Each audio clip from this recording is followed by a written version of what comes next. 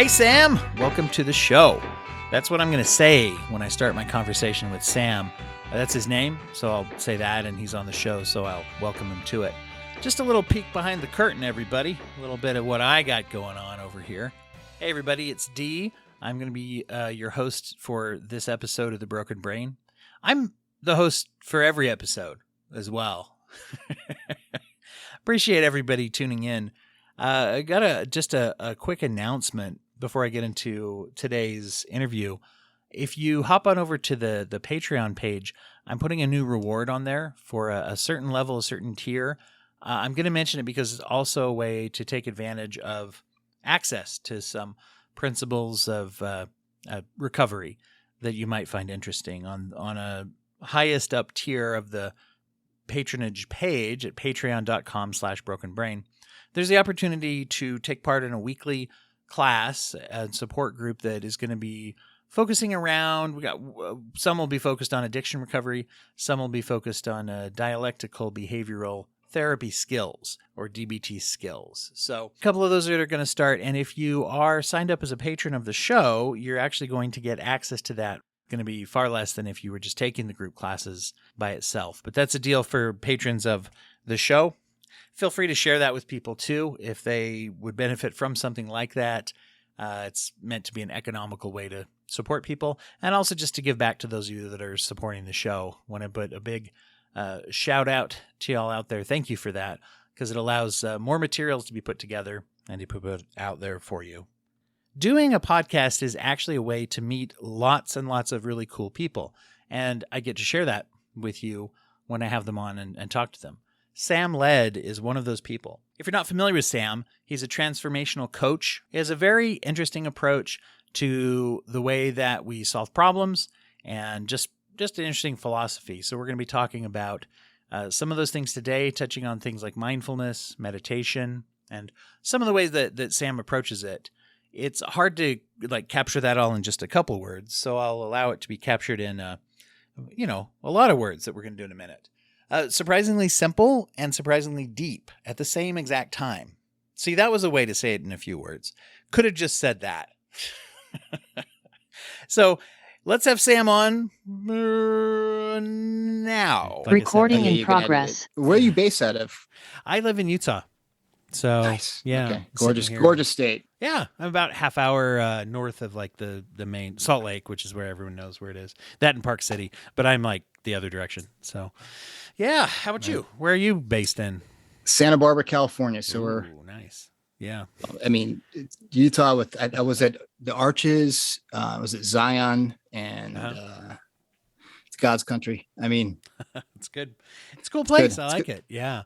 Yeah, I didn't grow up around here, so I went to Zion's a couple of years back for the first time and did the Angel's Landing and the Big Narrows. That's in it's almost you look at it and you're like, wait a second, did sand? I mean, did wind do that? Come on, it's got to be aliens did something. That's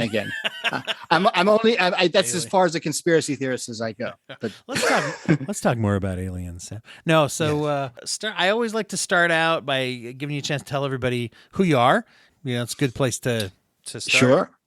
My name is Sam Led. I'm a transformational coach based out of beautiful Santa Barbara, California, and for a decade and a half, I've been working with clients as a guide, a shepherd, to guide them back to who they are. And we all forget sometimes, which is good and successful and resilient.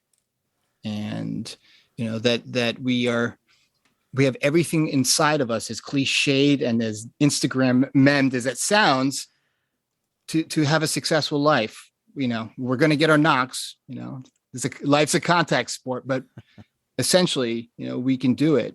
And we're one thought away from that, essentially.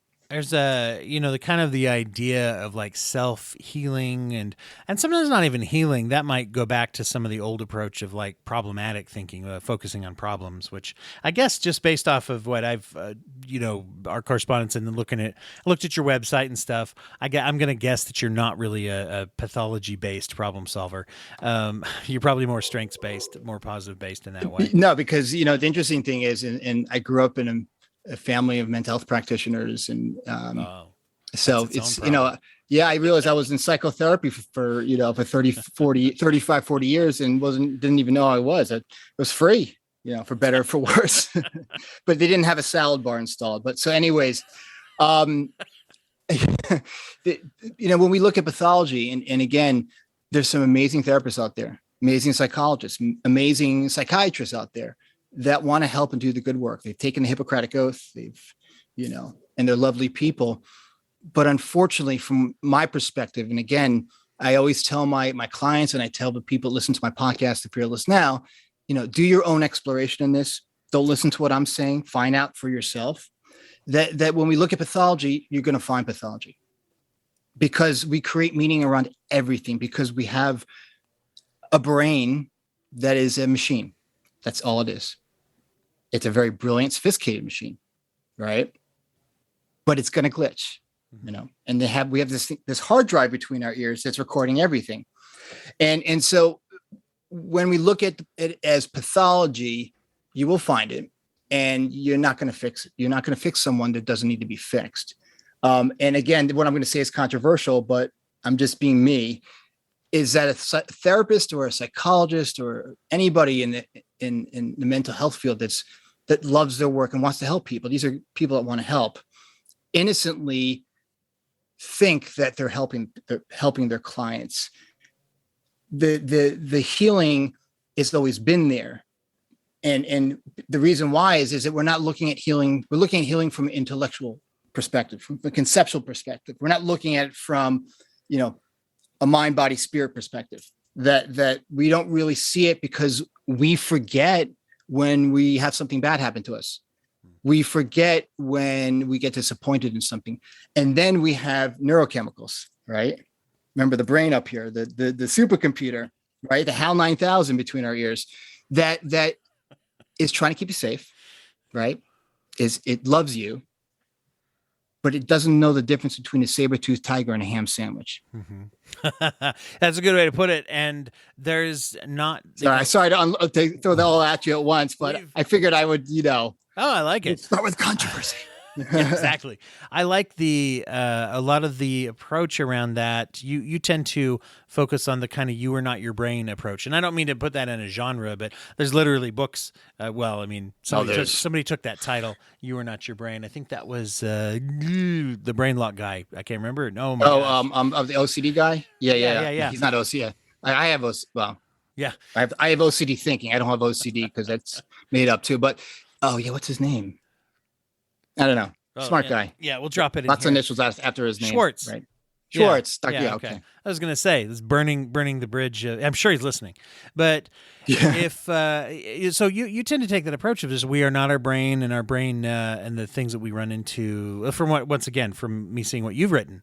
And you take that approach that is not diagnostic based. And I guess one of the things that I do a series, like I talk on the podcast about where diagnoses come from, even though myself personally, I have a real mixed feeling.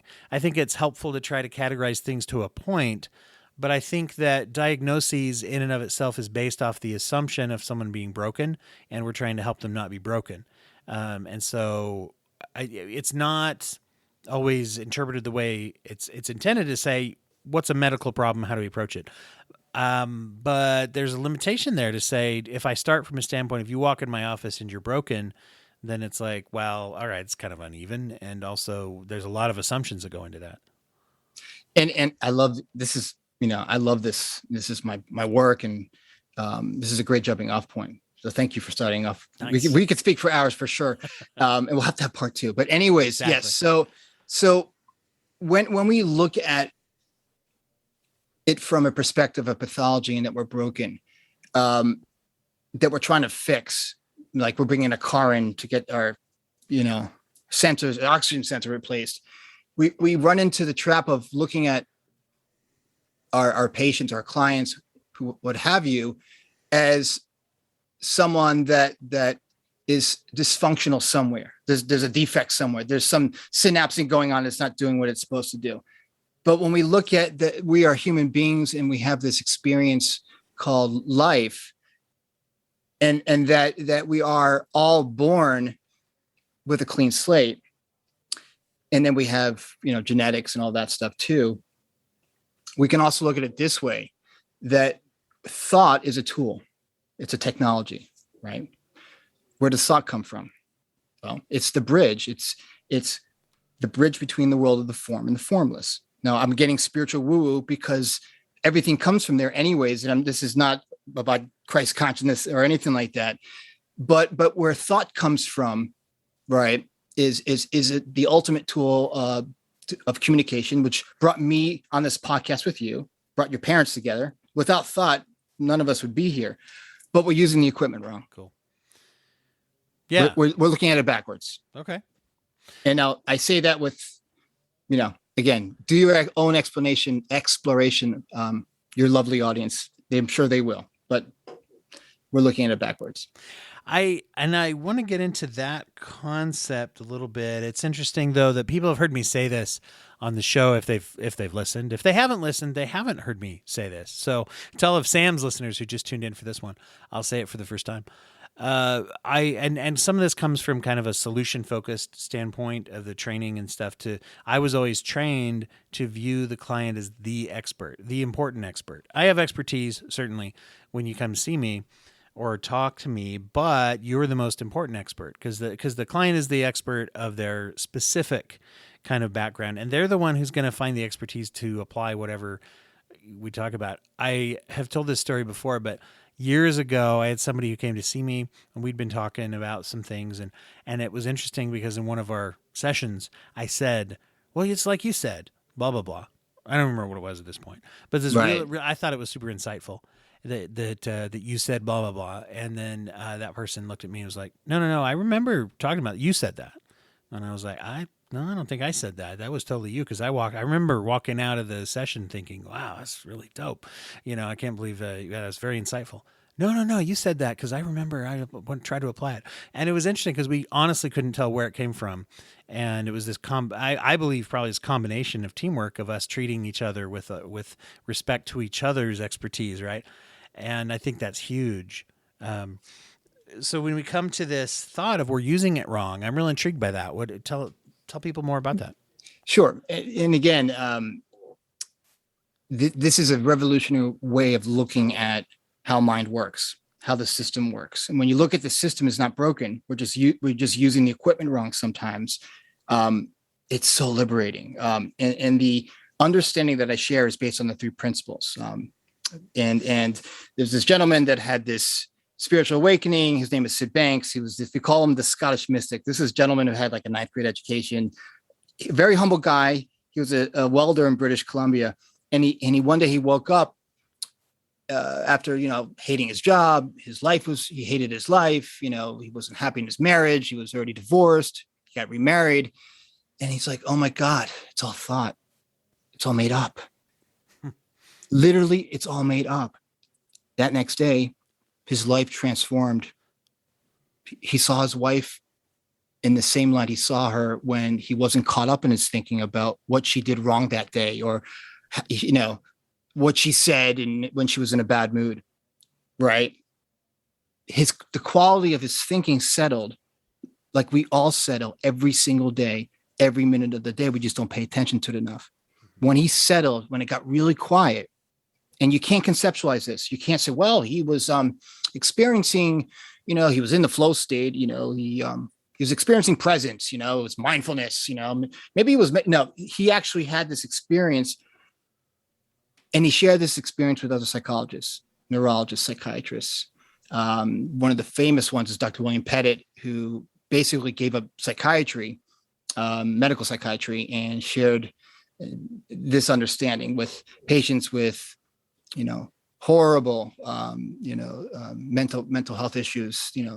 They thought they were suffering in, which is like schizophrenia and bipolar disorder, which can be very, very debilitating, and other disorders out there. And the results have been transformative.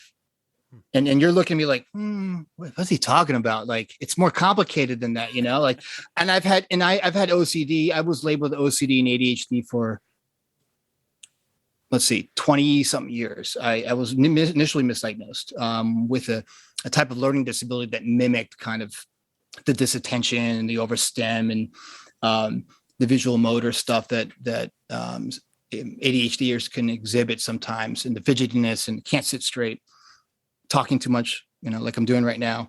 And you got to make fun of yourself. And Absolutely. so when I was introduced to this understanding, I was a straight ahead coach. I've worked in public policy field. My graduate training is in conflict resolution. I've worked for think tanks in DC. I was all over the map, but I always got back to coaching. It always got back to the conversation of, okay, I have someone across from me that thinks they're stuck. They've had stuff happen to them, good, bad, and ugly, like we all have, but they're stuck. It's like an author coming to you and saying, Doc, I'm stuck in writing on the same chapter for 7 years. And I would say, well, maybe you're just not a good judge of how long it's going to take to finish the chapter. What I mean is, all of us are one thought away from mental well-being. We just don't pay attention to it. Yeah. And so Sid Banks created this. He didn't create anything. We all have it within us. We all have this divine state of well-being, of quiet, of calm. We're in a walking meditation every single day. We just don't pay attention to it enough because the noise between our ears, like my noise sometimes, and I'm sure you can commiserate, the noise between my ears sometimes is so loud. I forget sometimes too. And I'm focusing on the Las Vegas lights going on up between my ears. And I'm not paying attention to the calm that's always there. And the more I pointed to what was beneath the noise during my day, I noticed that I would be less overstimulated. Mm-hmm. I would lose things less. I would be less overwhelmed. I still have my humanness. Like, this doesn't mean that you're not going to have moments, you're not going to have, these moments of, this is not a cure. There's no cure because there's nothing broken. None of us are broken. We have our humanness. We have our frailties, but we all have this gift of this liminal space. You can call it God, you can call it spirit, you can call it consciousness that is quiet. And there's a lot of crossover with some of those thought processes, as you put it, no matter what you call it. And I'm not big into exclusion. I think you can call it lots of different things. Sure. Buddhism teaches this too. All the great sages pointed to this, whoever your favorite, most valuable sage is, whether it's Jesus or Muhammad or, pick your favorite. They've all pointed to that. And in religion, you can sit in the back of your church, your synagogue, your mosque on a day of prayer just by yourself and experience that. Mm-hmm. There's no secret to any of this. We do our best work in that space. I like the term humanness that you use. It's just kind of like you're talking about getting in touch with ourselves. It reminds me of something I've thought before, is that life teaches us things, but I always like to say life is kind of like a teacher who will come into a classroom and they tell you 1 + 1 = 2. And then the next day they come in and say, well, 1 + 1 = 15. Because life will teach us all sorts of bad lessons, right? Of like, oh, life and experience taught me that I suck, or that I'm stupid, and that that I'm broken, all those things. As at the same time, maybe at some point it teaches me believe in yourself. And it's confusing to have a teacher tell you all sorts of different things. And so totally that noise, like you said, the noise in your head, the narrative that you're running into maybe. And you're talking about kind of silencing it, not just saying changing it. You don't need to change anything, because we have glimpses of that silence all day long, whether it's in a cubicle at work, driving our car, that moment where we just, for some reason, feel a strange quiet, a strange calm for no reason. It's like, I don't know if you're into sports, but like I'll go on the tennis court and like rally with my dad, or go play a couple sets, and 2 hours goes by like it was like 10 minutes, right? The flow state, you could call it that. However, when it comes to mental health, the biggest tragedy of this human designed diagnostic system is that we've completely lost the plot with it. And again, this is not about hurting people's feelings that are in this wonderful field. This is about, well, you know what? It's not that hard, but our brain complicates everything, intellectualizes everything. I remember I was talking to a friend who's a three principles coach, who's a therapist, and he had a client who was totally like, it's like, what is this mumbo jumbo stuff? I've been suffering for 30, 40 years. I've been to 10 therapists. I've been hospitalized. It's much more complicated than that. He's like, okay, well, you've got, what if it wasn't that complicated? What if today it didn't have to be complicated? It's like, well, I feel like I'm suffering. I'm feeling my thinking. And, some days are horrible. I said, but what if you just sat with your thinking? Because our brain, as much as it loves you, has a built-in system that settles on its own all the time. It's like gravity. It always does it. We just don't pay attention to it enough. Because again, we think the noise is truth, and this is a great thing I heard from another coach. We're not living in a world of our circumstances, right? And this is what is so liberating with this understanding, how to look at the intelligence behind life guiding us. We're not living in our circumstances. We're not living, our outside world is not somehow making us feel a certain way. We have it backwards because our brain wants to keep us safe. I go back to that. It's going to bounce around. The brain is, got to bounce around and create meaning around everything. It's running all these algorithms to figure stuff out. And it's going to say, see, Bob over there, that's the reason why you're so angry, because what he did. Or you see your ex-wife and da-da-da-da, that's why you're feeling that way. And we take the bait when that feeling, that low mood, that overwhelmed feeling is not to be believed in the moment. Because when we get into a low mood, naturally, we all have bad moods. When our quality of our thinking is just crap, it's kind of like driving around with no windshield wipers and, in the middle of a rainstorm. You can't see clearly. Yeah. You wait an hour and your state of mind is going to settle. But in what we're talking about, like, it would be as if once we can't see through the windshield, we double our speed, kind of. I mean, that's a lot of times psychologically what exactly. We do, right? And when we speed up when our thinking speeds up, when we're going faster than the speed of life, of what happens? Well, we zoom into a problem. We get really anxious, and if we're not careful, we start creating meaning around why we're anxious. And that creates habitual thought. And that can change the structures of the brain, right? It's like an imprint, the brain's like a muscle, right? And we keep focusing on why we're anxious. Like, I had a fear of driving on the freeway. I'm sure I created a habitual thought feedback system innocently. But when we look at it as just thought, we can look at it as, okay, well, when I'm feeling that way, I can still see it as thought. And all it's telling me is that you're too zoomed in. So you need to back off the gas, put the car in neutral, and let it simmer down a little bit. Like it's so would you say the first step then is, if I'm having that thought of I don't want to drive on the highway, or I'm afraid something bad will happen.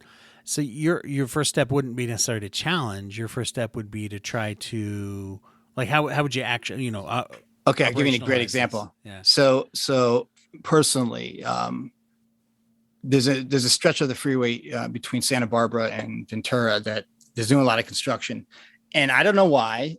That's where I get anxious for no reason.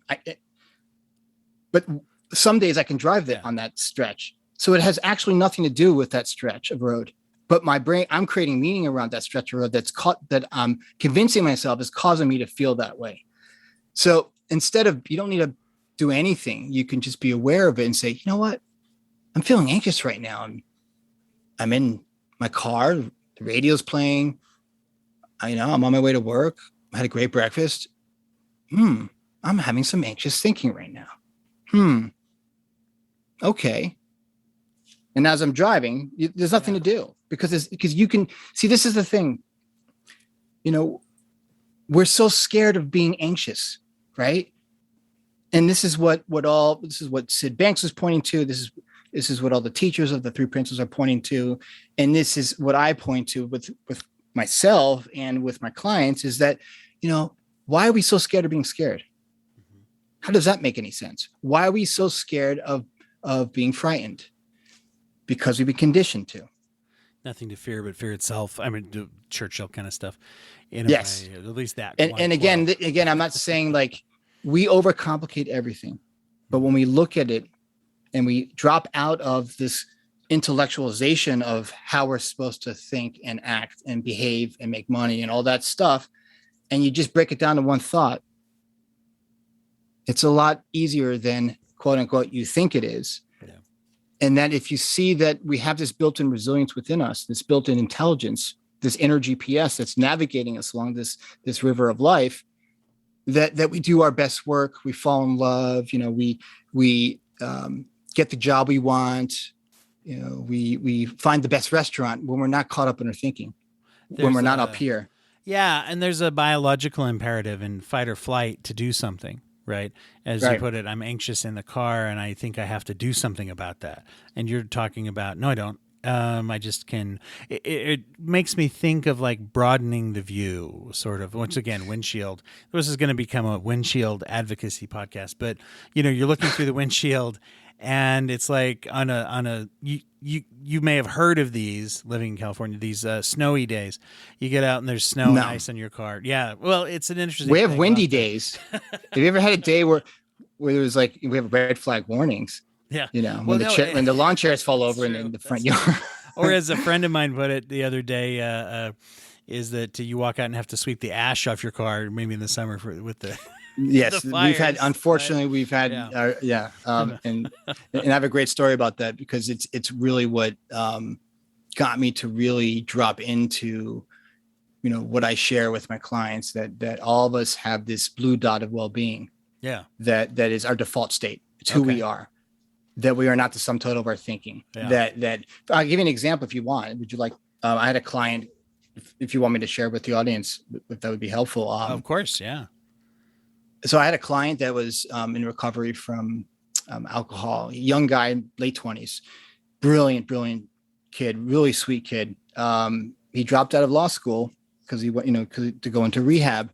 And I was working with him because he was, wanting to apply back, take the LSATs and apply, not LSATs. Yeah. What's the bar exam? Sorry, the bar exam. Oh, okay. Yeah. He wanted to go back to finish his last year of school and take the bar exam. But he kept saying to me, what's the point? I'm like, what do you mean? What's the point? He's like, well, this is going to happen again. I've already proven to myself this has already happened again. This is his second time. And it says, so what you're saying to me is right now you have on board a whole bunch of thinking about that this is going to happen to you again. Well, what if I came back to you in about an hour when you're just calm for no reason? You're just feeling good. You're just, talking to your friends or your peers on the main floor. And what if you and I just sat and walked around the campus and just talked about, I don't know, the Dallas Cowboys, just had fun. What if you were really present with me right now? And what point of that would be true an hour from now when your thinking is settled and you're just feeling great? I said, because I've seen you talk about the law. I've seen you talk about being an attorney in the same way I see myself talking about how much I love coaching. Every coaching session, and most of them I have, go by so quickly, like this conversation we're having. Yeah. I said, we all get caught up. We all take the bait sometimes when we're really scared. But that's not a problem because we're just caught up in some heavy thinking about that. But we make it a problem because we're feeling anxious and we think there's something wrong, or we get so sped up in our thinking that it's exhausting physically, But what if you just allowed yourself to have that thinking and not get attached to it? Because, hey, thought and thinking is like, a buffet, a Vegas buffet. The Bellagio has the best buffet, and there's 14 different there's 14 different kinds of chocolate cake. There's 10 different kinds of roast beef. I don't know. Well, if you use discernment you're not going to eat 10 pieces of chocolate cake because you end up getting diabetes, right? Right. Just because they're there. Right. Yeah. Right. Same thing with thought. So I said, you have agency over what comes through your mind. I have thoughts all the time about how, how ineffective I am as a coach and, how much of a jerk I am, but I don't believe them. I think them. We're not our thoughts. We're thoughts like energy moving through us.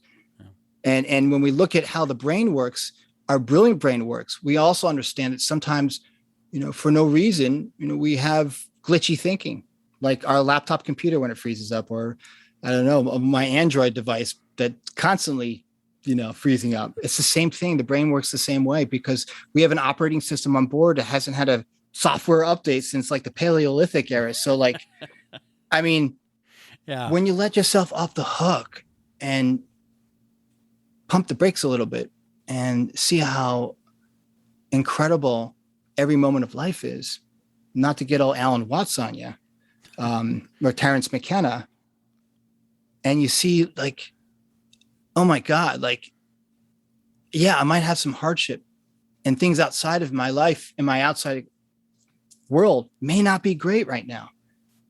But just like the family in a poor village in Africa that have nothing are still laughing, right?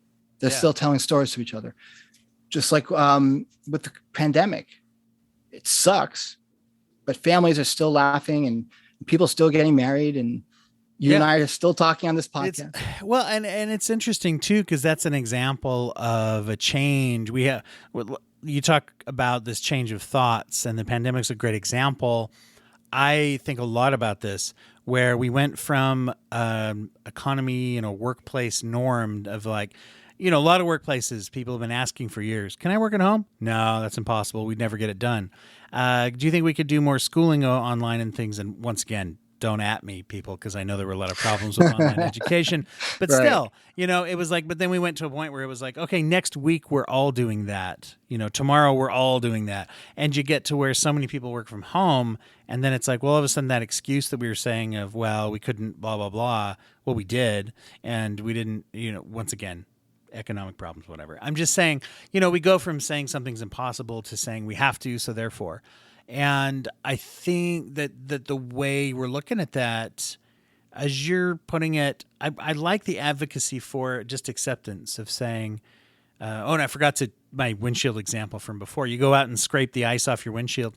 There's the person that I don't know what ice is. Yeah, I know. That's why. This is just for the listeners. For listeners, yes, for the listeners. Yeah. Okay. There's this stuff. I'm learning. Yeah. Yes. That's and the Patreon behind the paywall. We'll talk about the formation of ice and how that works. But so some people will carve out that little credit card sized hole, right, and drive to work, and then some of us might want to see a little bit more. And then but when we're in a hurry, do we just scrape a little off, or do we broaden the whole view and say, yeah, over there's my anxiety, and over there is everything else, right? And it's it's all there. I mean, inclusive. Can I use that? That's so brilliant. I'm going to steal that. Sure. That's so good.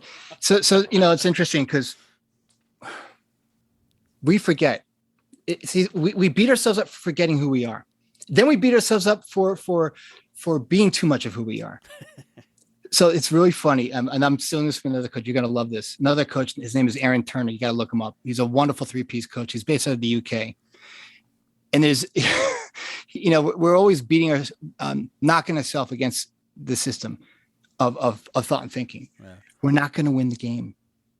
You can go to 20 therapists, 15 coaches, and 5 rabbis and pastors, and you're still going to have thought and thinking, and it's going to get loud sometimes.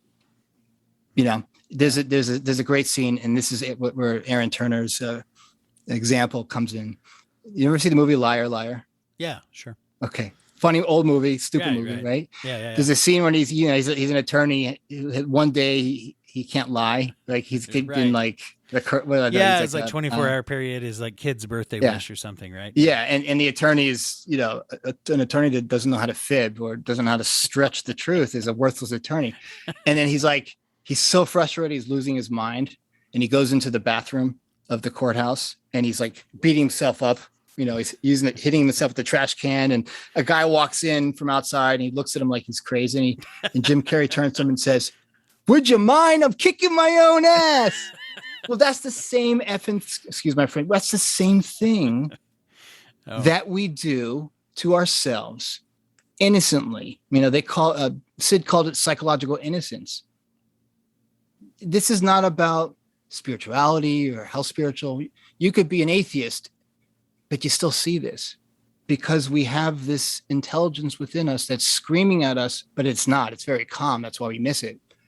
That if we listen to our insight, the called intuition that we all have, it's not screaming. Intuition is not, I don't know, a New York traffic guard, Manhattan traffic guard screaming at the drivers.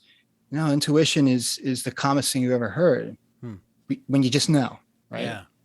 Well, and if it's anxious, well, that's the ultimate check engine light. Like if you're feeling really anxious and you don't know why, or your brain's attaching, Sam, you got to be on this podcast, at 12 o'clock. Oh crap. I don't know do you know what you're going to say, Sam? I don't mess this up. You don't want to embarrass yourself. He's just, those are all my emails that I kept sending Sam. Yes. Yes.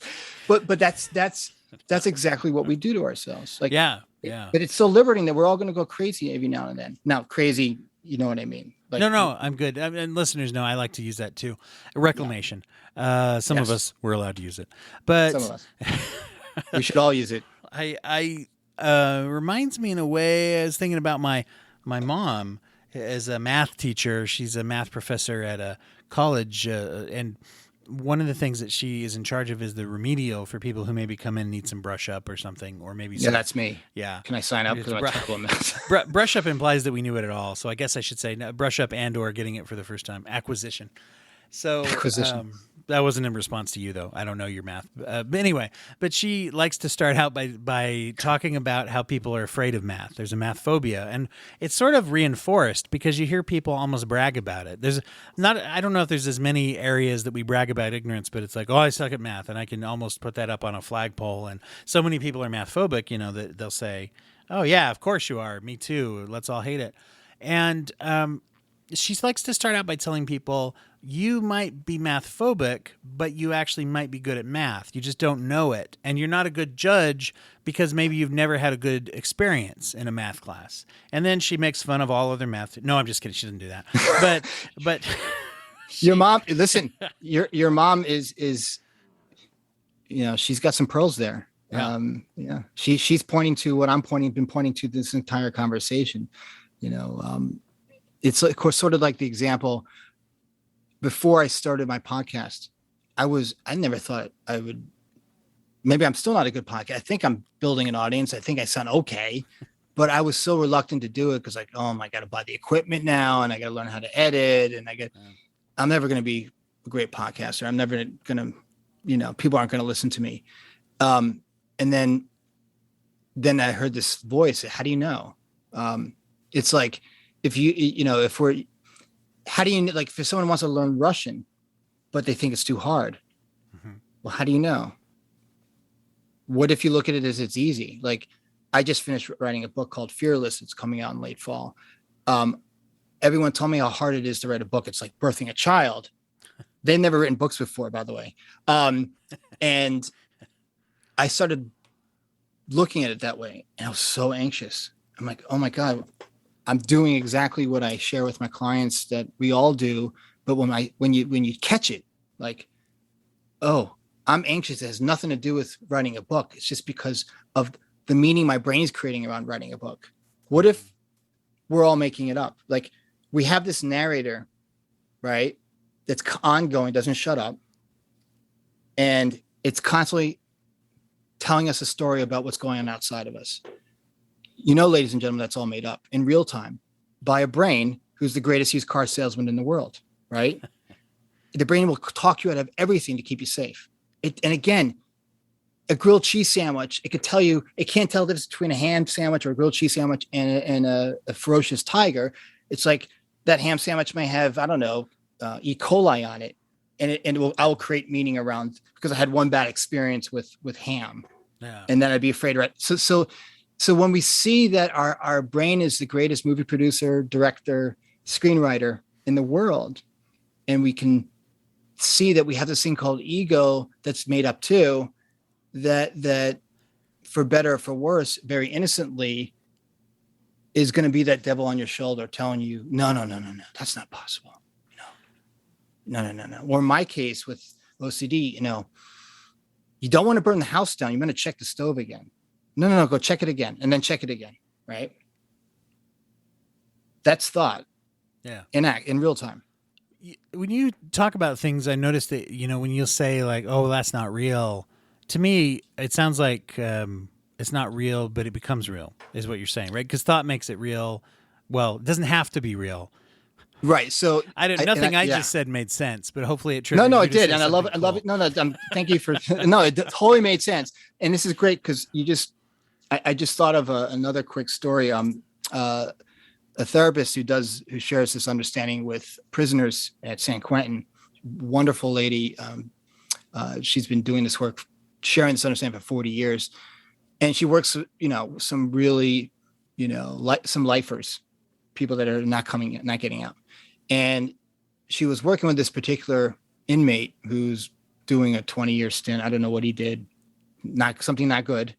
And she said, tell me what it's like to be around your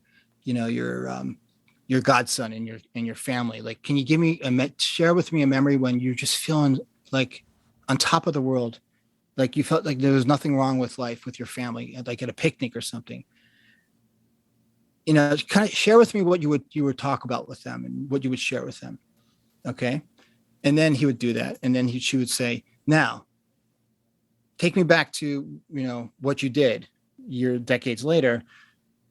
Would you share that same line of thinking with them? Would you actually if what you knew now 3 decades ago, would you be okay with sharing what you were thinking of doing to that person with your family at the same picnic?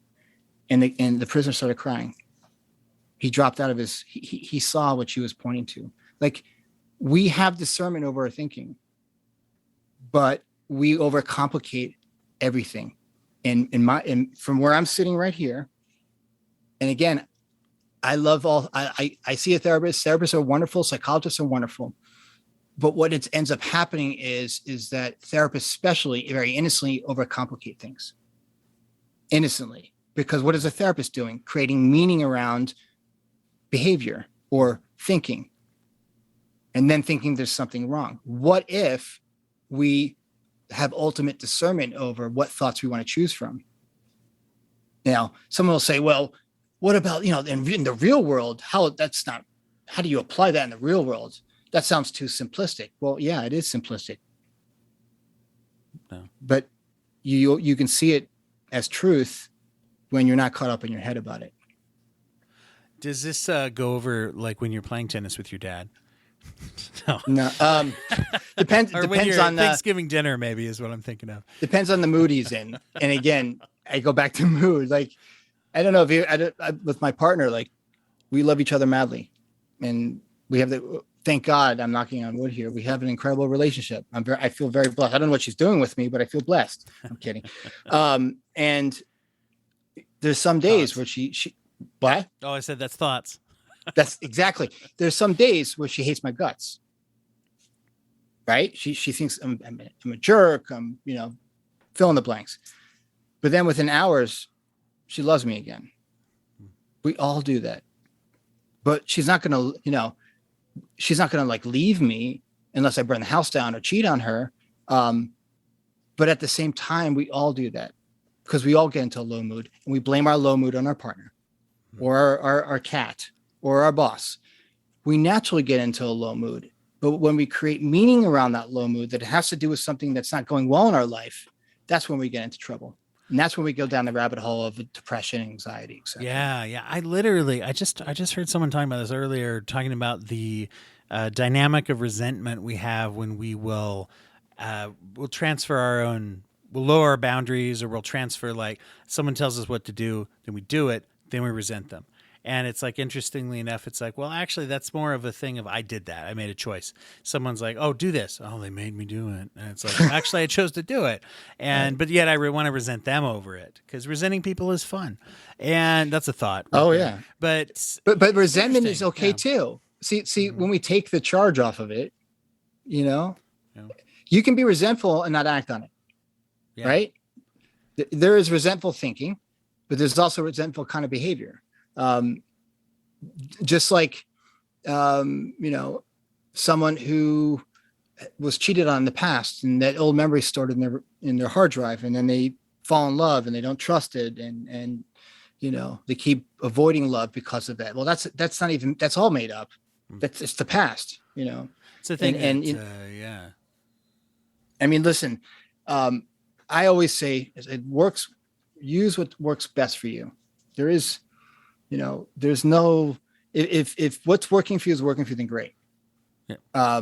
But when bad things happen in life, um, allow yourself to be angry, allow yourself to grieve, whatever it is. Um, those things happen. But in the moments of grieving, in the space between grieving and not grieving, we're not grieving all the time. We're not angry all the time. We're not resentful all the time. We don't have road rage all the time. So when we're diagnosed with bipolar disorder or ADHD, I'm not ADHD all the time. Mm-hmm. I have moments of ADHD thought and thinking. I can be forgetful a lot, not all the time. Yeah. You see where I'm going with this? Oh yeah. Well, and one of the key words that keeps popping up is this idea of acceptance. And to me, that's like when people say, "Where do I start?" If I was to say where do I think I start after talking to you, it's with acceptance. I'm like, "Oh, I'm mad right now. I accept it, and it's part of me. And it doesn't. I don't have to do anything. Therefore, I'm probably not going to act on it in a dysfunctional way because I don't have to act on it. It's just there. Or act on it. Either way, it's Yeah. not a problem, because this is the thing. When we see people with goodwill, like I see my partner with goodwill and a feel good feeling that we drop into every day.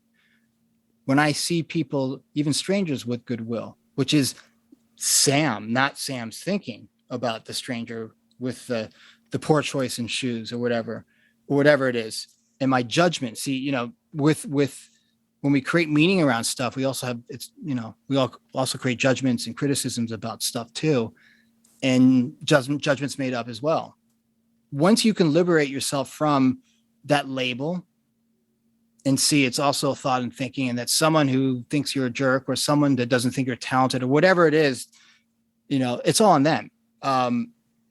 Because they're going home after they've criticized you from work, or your boss tells you you're doing a terrible job and goes home, and they've completely forgotten about what they just said to you. But you're still like there, like it's already, like it's still happening. Do you notice that? Like I've had fights in my car with myself. I'm talking to my ex-wife about, we've been divorced for years, for 4 or 5 years now. Like she's not having the fights with, Right. I'm having an argument with myself, but we think that's real. And that's when we get ourselves in trouble. I find that one of the thoughts that I've had about certain terminology is problematic, I think, and one of them to me is closure. When people talk about I closure, hate that word, man. yeah, yeah. So I'm interested to hear what you think, because to me it's like a self denial of our own ability to. Sometimes I get around it working with people and saying, like, let's redefine it and say closure is a gift you can give yourself. And let's talk about what that is, instead of like closure. Usually when we say that, we mean something that someone else isn't giving me. That's the only time we talk about it, by the way, is when it's like what you're saying is like, well, I keep having that they won't let me deal with this because they won't talk about it. And it's like, well, okay, but that's a lot of power for someone who frankly probably doesn't, if they've not wanted to give you closure, right. They're probably not gonna. Right. And you're taking up you're renting out space, and I'm sure you've heard this, renting out space in your brain to a tenant that's not, to an unworthy tenant. Yeah. And honestly, these, and again, this is my opinion, my perspective, again, thought and thinking, do your own exploration on this. When from my personal treasure trove of wonderful past memories of being a human on this planet, when I was going through a painful divorce, Um, you know, I had a lot of moments where I was just okay with it. You say, well, that's the grieving process. That's step 3. Oh, who cares? There were times when I was feeling good about it, feeling good for no reason. Had nothing to do with someone who took off and left and went back to Europe, right? Suddenly, okay. Had nothing to do with any of that. My brain was going back to the old memory because I was creating meaning around what she did or what she didn't do. It doesn't even matter. Then I was judging and blaming. You can have all those thoughts, but why create meaning around it? Just have the thought. Like, if you ever thought about turkey sandwich, have a thought about turkey sandwich. The closure part, again, is made up by someone who wrote a book about closure, about the end of something, end of a life, end of relationship. And again, there's nothing wrong with grieving that, but you don't need to do something special unless you want to. Again, whatever works best for you. There's no wrong answer for that. But I think that word has become a very loaded term. Like, you have to, Sam, yeah, Dwight, you need to get closure on this. It's time. You ever heard that before? Yeah. Time for what? It's it's almost 1:00. I mean, okay. What I'm saying is that we overcomplicate everything. We also create so much meaning of stuff to just grieve. And when you're ready to move on, you're ready to move on. It was an interesting thing. And again, trauma, it's the brain's tape recorder. When you see that, I mean, again, I don't work with people with PTSD. You need to get closure from this trauma eventually, Sam, or whatever. I've heard that before, which just kind of creeps me out. Like, there's the physiological piece of PTSD. When we really feel our thinking, when we have this tape recorder, this hard drive in the brain that replays out of nowhere the trauma, what happened to us that was terrible 5 years ago. When you see how the mind works, that it's going to glitch. It's kind of like, again, I'm pointing back to the fact that when my Siri or my Alexa sometimes will pick the wrong song on my playlist when I ask for Bruce Springsteen and it plays, Linda Ronstadt. I don't know. I'm just giving an example. The same thing, the brain does the same thing too. The record skips with the brain too. Difference when being we look internally and we're like, oh, that Linda Ronstadt, now I attach meaning to it. Which I mean, I don't when it plays on the Alexa, but I do in my brain when a thought comes up. It's like I interpret it as correct, or as you're saying, right? And there's a meaning to it, and I have to do something instead of just being like, oh, no, Springsteen. Or, you know what? I like this song. I'll listen to Ed instead. But to me, it sounds like being purposeful is part of it. It's like saying the turkey sandwich is in my head. I don't want to feel like I'm held hostage to have to think about the turkey sandwich, but I also don't want to think that I can't think about the turkey sandwich. That makes sense. It's like I'm going to decide what am I. The turkey sandwich paradox. Yeah, Sorry, it's another book title. Yes, TM. Everybody out there, that's this right. is the joint project, the turkey sandwich paradox. But it's interesting. It doesn't matter because you can still have a moment where you're just like immobilized by a horrible thought or horrible memory. You're not going to self-implode. You're not going to die. I mean, every actor, before I got on this podcast, I was really anxious because my mother had one podcast. I was really anxious in the beginning. Then my brain innocently, without me knowing, was creating stories around it. Oh. But I see it. But all I can do is show up and be Sam. Like in relationships, all you can do is show up as who you are. And the person doesn't accept your frailties and doesn't see your goodwill, doesn't see your essence of who you are, doesn't see that who you are is not like the argument you guys got into, or not the I don't know, pick your favorite kind of domestic dispute. I don't know, what doesn't matter. When they see that your true nature is good and loving and resilient and they see with goodwill when we are wrapped around the axle.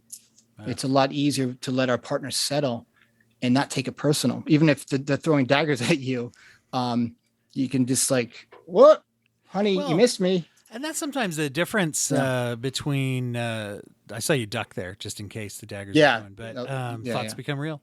No, that's the That's difference. I right. think because was Hey, sometimes sometimes we you even never know. sometimes we even learn from those things. Like if we know someone loves us foundationally, then a lot of times we'll take a lot from them and even use it and say later on. Not it's not always during. And I'm not necessarily saying. I tell people, during an encounter, you're very rarely going to go. That's a good point, honey. Thanks for putting me in my place. No, it's usually like later, next day, later on. That was we're allowing and observing those thoughts to say, "Oh, that's a good point, actually." And I can take that now. Right. Yeah, And when we settle, right, right. And we it's don't never a have good to time. settle during because we can't Exactly. sometimes.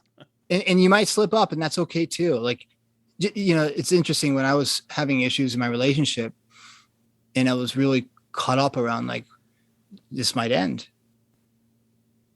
And then because I have a coach I work with too. A coach always has to have a coach, or a therapist has to have, a Sure. therapist they work with. And he's like, Sam, you're going to be okay either way. And like, you might have some grief, you might, be upset for a little while, but you're still going to be okay. Like, we're so scared of grief. We're so scared of feeling our thinking. We're so scared of feeling when we see that um, it's the greatest gift, because when we're really upset, we can allow it to settle. But when we're really upset and we're just caught up, we can see that those thoughts, those feelings, and especially when we're feeling our thinking, when there's a physiological reaction, you don't have to believe it. Like, I mean, I went out today surfing, and there was like a rip current, and I fell off my board, and there was, what a rip current is? It's like a vacuum. It sucks you into the Okay. Yeah, out to sea. I've heard. Basically, Right. it's pretty can be scary. Yeah, I would think so. And the moment I'm like, oh, okay, I guess we're doing this. But then then my ego's like, Sam, this is pretty stupid. You get you should have like, waited till things calmed down a little before you went out surfing. This wasn't it was a red flag out, and I didn't listen to it. And I started to get scared. Like, this was the end of me. Right. But I didn't have to listen to that. Like, that was a thought. And I paddled parallel to the shore, and thank God, because I'm here talking to you right now. And there was nothing happened. It was fine. But we get scared of being scared, and we all do it. But when you can let yourself off the hook for just having your frailties, like being scared of spiders, being scared of whatever it is, and the less you focus on being scared of being scared, the more you will point back to it not being a big deal as much. Yeah. Because the less we look at our when we start really feeling our thinking in the moment, when we see that it's not real, it's made up in the moment by our loving brain that wants to keep it safe, it makes mistakes. And you can see it's not a big deal, that I will settle. And you'll be on to the next thought very quickly. You take less emphasis, you focus on it less. There's less awareness on that. And the more you do that, it's not behavior mod or, NLP. I'm just saying, just being aware, like when we are like caught up, like we all get caught up and we start to believe, we take the bait, we forget we forget, like we all do sometimes, and we take the bait, just like I did for a second when I was, stuck caught in a rip current. It's kind of a it heavy. has less meaning. It has Stimulus. less meaning. It has less grip on us. And the more we do that, the less it will be, so debilitating. It's like diversification in a way of our attention, sort of like we Sure. have more that we're watching. It's kind of like taking. I saw somebody. I didn't come up with this. I saw someone do it at a conference once, where they're talking about mind body bridging, where they talk about what they call the I system or the self identity system. Wow. Where you get Sounds locked fancy. into. Yeah, exactly. It's basically the idea. They call it Trademark. I because exactly. Not, Sorry. not by me, unfortunately. No. I'll take credit. They took a beaker. It was like a really it wasn't a beaker really. It was like a thin, tall like glass, like maybe like an iced tea glass or something. And they took that and they poured liquid from there into like a like a 9 by 9, like a baking pan, if you will. And it's like, here's this highly concentrated attention that I might have on Riptide Death or whatever, that I'm focused on that. And as I broaden that and kind of accept and acknowledge and see, it's almost like distributing this. And it's like, there doesn't look like as much liquid. It's like the situation didn't change, it's still there, but it's dispersed over this bigger area, right? And I'm not as focused on the, they would call it, instead of the ego, in that discipline they'd say the I system, like the me. I'm focused on the me and how I feel right now in reaction to something, instead of redistributing that and saying like, it's not, I don't have to focus on just that. There's some similarities there. That's a very sophisticated, complicated way of just like, you call it the conscious observer. You can call again, you can call it peanut butter and jelly. It's just seeing that, you're not your thoughts. You really aren't. And when you know something is really true is when you're quiet, when the chatter calms down a little bit, which it does naturally all day long. Just pay attention to it more. Not the noise of Las Vegas lights going on between your ears, but the quiet, when it gets quieter, when you get wisdom and insight through that portal, which is who you really are, that's when that's wisdom, right? Versus, when someone says like, oh, I'm bad vibes, and I see your friends walking through rooms like, this room's kind of giving me bad vibes. Most of the time, it means absolutely nothing. Yeah. Right. 100% of the time. Now, my grandmother just turned 99. And so, I went to visit her, and, her memory's going a little bit, and she can't walk. She's in a wheelchair. She has an aid. She's 99. But I see her essence. I look at her, right? Yeah. I don't see this woman who's at the end of her life in a wheelchair with an aid that needs help. I see the strong, resilient, brilliant woman who could have ran 3 companies, that raised a family as a single mom in New York City in the 50s. That's what I see. I see this this gorgeous, expansive woman that loves me, and that I love her dearly. I don't see the other stuff. Yeah. And we all see that. Like, if we saw that more in our partners, we wouldn't break up or divorce over arguments. Now, I'm not saying emotional abuse or physical abuse is right. That's not what I'm pointing to. There's no reason someone should stay in a relationship if there's abuse. That's no go. But what I'm talking about is, people break up all the time for this. I mean, I'm sure through your own work, you've heard some pretty incredible conversations over the dumbest things, even money, of course.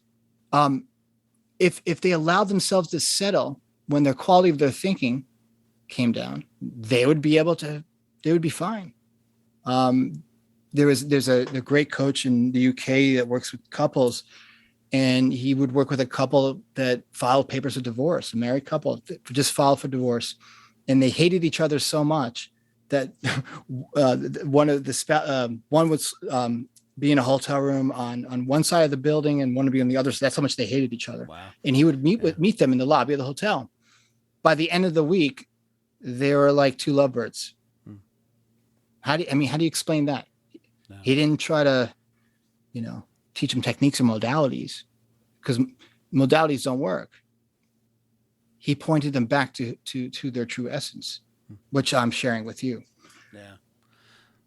So cool stuff. It's very useful, and yet at the same time, it's funny because it's both actionable and also not an action, was what you're describing in a way, right? To say it's something, here's the stuff you do this, and it's like, but you don't do this, you just are this. I don't know if that's a good way to say it. Well, so we always think that we need modalities and techniques, behavioral modification, cognitive behavioral therapy, to somehow calm the noise down, right? Or change something, neuroplasticity, And you'd look at that as just a way to get there, is basically like that's too complicated to get there. But when you try to add a technique to the system that's not broken in the first place, that we think is broken because we are looking at psychology the wrong way. We're looking at it as, it's not outside in, it's inside out. No. Like when we see that we are ultimately responsible for our thoughts, and that when our brain very, very innocently is trying to find a fall guy for why we feel this way, because we have this habitual thing called habitual conditioning, right? Habitual thinking that's been created by us or how we grew up, right? How we're raised.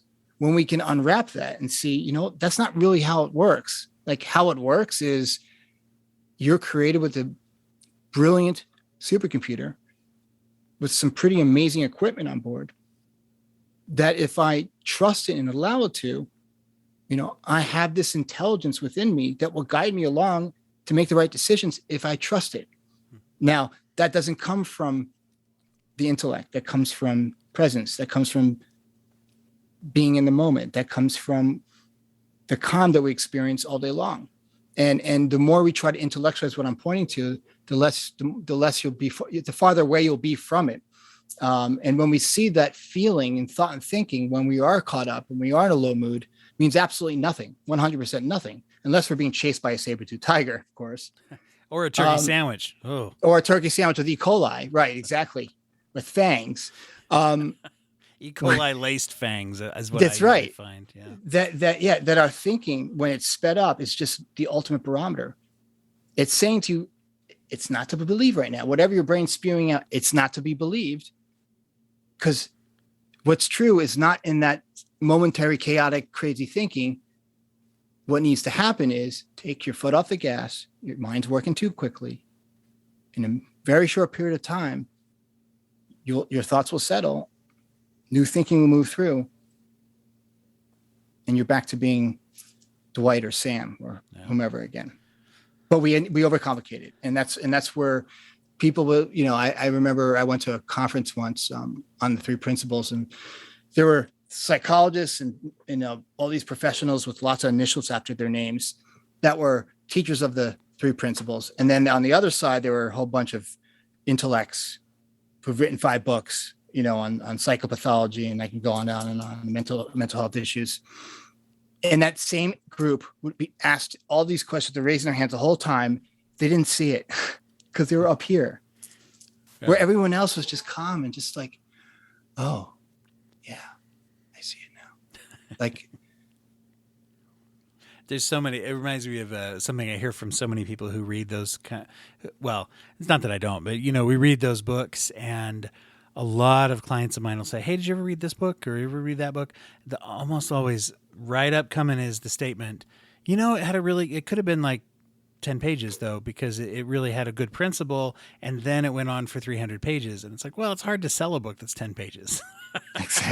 Exactly you think right. it'd be easier, but it's like usually there's a core concept that then it's like, that's my brand now, and so I've got to come up with a way to pad that.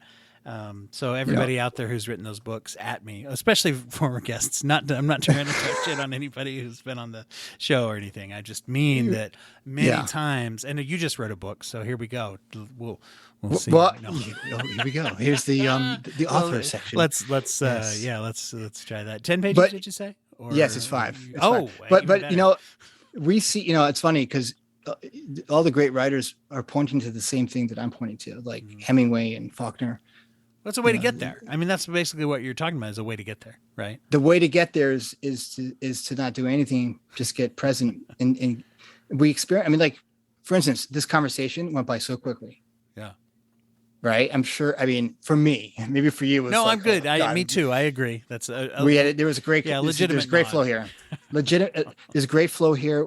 We covered a lot of stuff. Yeah. There was cognitive reverie, and it went by quickly. I've been on podcasts where it's like, it's just like walking paint dry. The flow state is all there on offer for us. Like our true nature is none of what psychologists teach us or mental health practitioners teach us. And they're very innocently been taught to look at pathology and, what's wrong and how do we fix this and how can we make, what modality can we introduce and blah, blah, blah, blah, blah, because, we want their functioning to be better and we want their quality of life to be better. But what if their quality of life was always good? It's just the person sitting there across from them is suffering in their thinking all the time. And someone says, well, how does this technique, well, it's not even a technique, but how does this understanding, if that's true, then why do people go on medication? No. And I say, well, It's a software update. It's a patch. Like, you know, I used to take Ritalin for my ADHD and would calm the noise down, right? Remember, we're dealing with machine, the brain. We're not dealing with soul. We're not dealing with consciousness. And the brain doesn't know what any of those things are, you know? So the only translator we have between the world of the form and the world of the formless, which is spirit and consciousness, is this thing called thought. So it's pretty brilliant, but it's also the most misused technology on the planet. I mean, I misuse it all the time. I mean, so, you know, and I share this understanding with people, and we all do. But, you know, it's amazing, like how much easier my life has gotten. Like this understanding has saved my life. It's not some cult. It's not some like, you know, woo woo like practice. There's nothing to practice. Kind of to the opposite, to the contrary. It sounds like you're advocating against practice, so to speak, against cult. Listen, I don't advocate against anything if that works for you, you know. Right. Just, you know, right. Go out and explore for yourself, because once you see that you do have all on board, all the equipment on board at your disposal to at this very second to go and do your life wherever you are in your life. Even, you know, I mean, I was diagnosed with ADHD. ADHD is no fun. I mean, I looked at it as no fun. You know, it's, you know, any when you have a different kind of neurotype that a lot of people don't understand, it can be really, really horrible. I mean, but once I saw that, like, there's nothing wrong with me, it's just how my brain works. You know, I was actually looking up ADHD, and there's a dysfunction in the executive processing center of the brain. I'm like, well, but that's the case, and there are millions of other people in my shoes that have ADHD. Does that mean they're all have dysfunctional processing units? I don't even know what it is.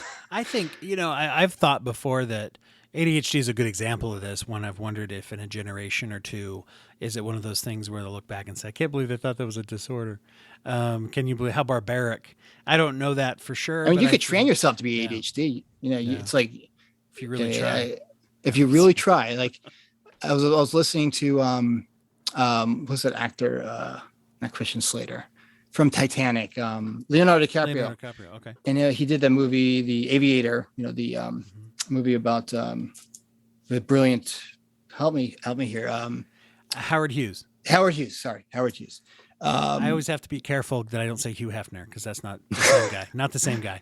Well, Howard Hughes, there's stories about him, like he was a playboy too. That's but, true. Right? Never mind. Never mind. Ladies and gentlemen, he's retracting his statement. But you know, Leonardo DiCaprio was diagnosed with OCD as a kid, teenager. And the movie was about, you know, Howard Hughes' big part journey. Of Hughes' life, right? And Leonardo DiCaprio was able to see what it was during the making of the movies. He doesn't have, you know, OCD, like, you know, it's not debilitating. The OCD always will be there, but he's not paying attention to it. It's like the voices, you know, sometimes I have 10 voices in my head. I'm just making an example. I mean, right. we all have voices in our head. We have a narrator in our head telling us to do all kinds of stuff. I mean, all of us. But most of us don't pay attention to all that noise. So it is possible. We're just one thought away. Oh. Well, I mean, this is a fascinating, as you put it, there's going to be part two. I'm sure we have to talk some more. Sure. Two things real quick. Yeah. One of them is the second one, which is I want you to get a chance to tell everybody where to find you and things. But before that, I always like to ask people about if there's a charity or a cause that they feel strongly of. I'd like to give a chance to plug that so people can, I think a lot of people out there in general, and obviously a lot of the people listening to something like this are always wanting to give back and help and be part of something. Do you have any kind of charitable causes or organizations that you would advocate? Yeah, there's NAMI for one. Gotcha. Because I think mental health advocacy and is really important, especially in these days and any time. And you know, for those that really need help, you know, just to calm the noise down, you know, that have been, you know, they're going through hard times right now because of the pandemic. You know, there needs to be more money needs to be more funding for mental health advocacy in this country. It's a shame. It's so bizarre that there's not more resources, financial resources being applied to research on the neuropsych. It affects so many people. You'd think that either be somebody in power, all of us, right? I mean, it's like, I don't know. I don't. It's so frustrating and so puzzling to me. But there are also some amazing research going on in terms of brain science. Right. Because I don't poo-poo. I don't poo-poo. A medication for mental health issues. I think it's a godsend for a lot of people. I mean, proper diet, exercise, getting good enough sleep helps, but if we can get the noise down, people will be able to see what I'm pointing to. No, very much. And that's one of the things I like about your work and your messages. You're not all one or the other. And as you've said several times, if it works, it works. Yeah. And I'm also an advocate of that. And I'd like to hear that because so many people, I talk to a lot of people and, they have their feelings about it too. And I'm one of those that I take a mood stabilizer. If I don't take it, I have an effect, right? And I hear you're not advocating saying that you're not saying we don't have to do anything about anything. You're just saying in order to get in touch with like lowering the noise, we don't have to do as much. I mean, put it this way: like that. if your car's oxygen sensor is going off or the check engine light's going on, so the check engine light for me, the metaphor. I love metaphors. I love cars. So sure. The metaphor is we have a check engine light in our system, right? The mood stabilizer is the tool, the software update for the brain. Remember, it's mechanics. We're not talking about that. There's something wrong with Dwight. Right. Dwight, there's nothing. It's a machine, right? I'm wearing headphones. You're wearing headphones. This is a microphone. These are all machines, technology. Yeah. The brain is a technology we use to help translate and help create within the paradigm of the world of outside of us, right? Because we have two worlds. We have an inner world and an outer world. Well, the brain is doing its best, even though it's a terrible bowler sometimes. We gutter balls a lot to as a translator for us. Yeah. It's like Google Translate sometimes, You ever talk, that's a great example. But when we take like the stigma off of it, like imagine if you and I were like growing up as a young adult 60 years ago.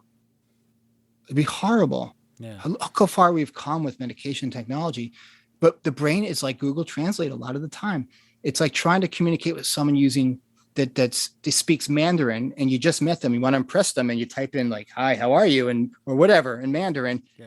A lot of the time, Google Translate messes it up, and they're like, they look at you like, "What did you just say? What is that? That's not Mandarin." Don't talk about my mother. No. Exactly. But that's the same thing. Like I don't understand why people are so ashamed. Yeah. I don't know what it is, to be honest. Like same culture. Big advocate of it. So well, tell people where to find you. Yes. They go to Yes. Sorry about that. I was enjoying this. This has been a wonderful episode. And thank you for having me on. And Dwight, you're doing the good work. And I hope we can do part 2 soon. My website, if those of you that are interested in learning more about my work, it's www.samletconsulting.com. My book Fearless will be out in the late fall, which I just hired a PR person who'll be doing all that stuff soon. That's above my pay grade. And I'm also on Instagram, Sam Lake Consulting, and Facebook, Sam Lake Consulting. And I also offer a free consultation because I just want to help people get people in the door. Cool. Because we're so much more than the sum total of all what's going on up between our ears.